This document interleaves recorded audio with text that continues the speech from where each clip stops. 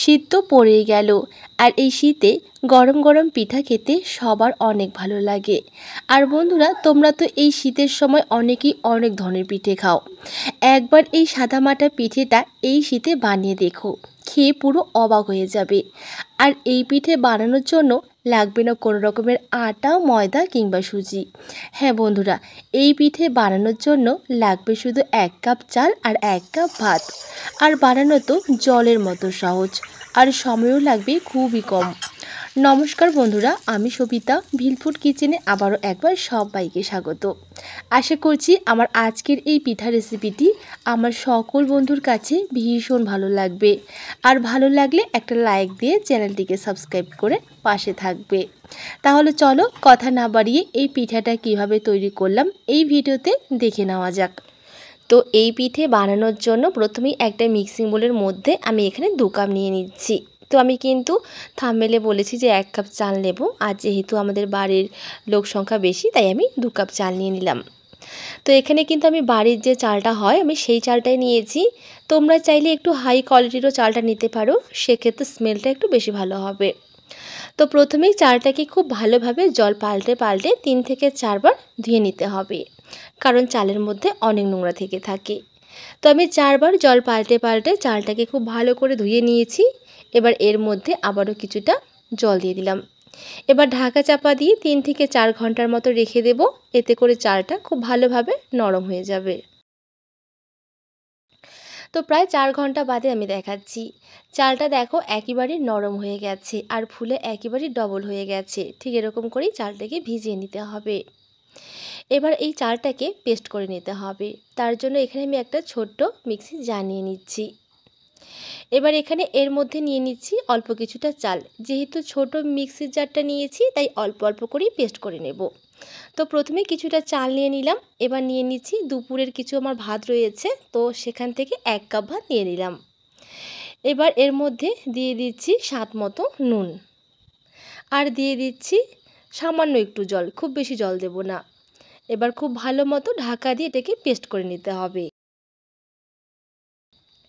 তো আমার পেস্ট করা হয়ে গেছে, দেখো ঠিক এরকম করে পেস্ট করে নিতে হবে। এবার একটা বাটিতে ঢেলে নিচ্ছি।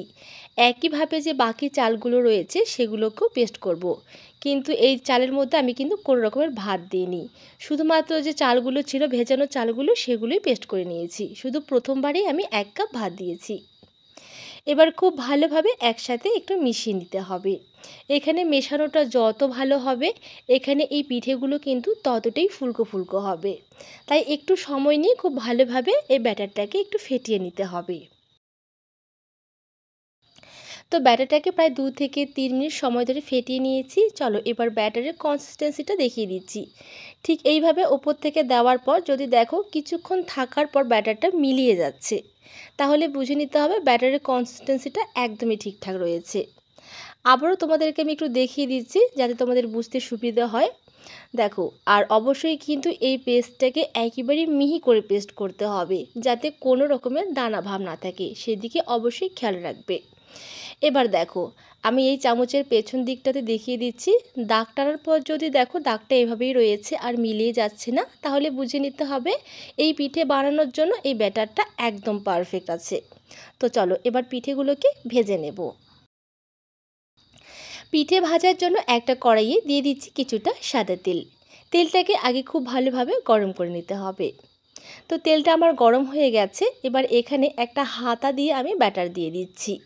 আর যখনই ব্যাটার দেবে তখনই কিন্তু ব্যাটারটাকে খুব ভালোভাবে আগে একটু নেড়ে চেড়ে নেবে, তারপরেই ব্যাটার দেবে।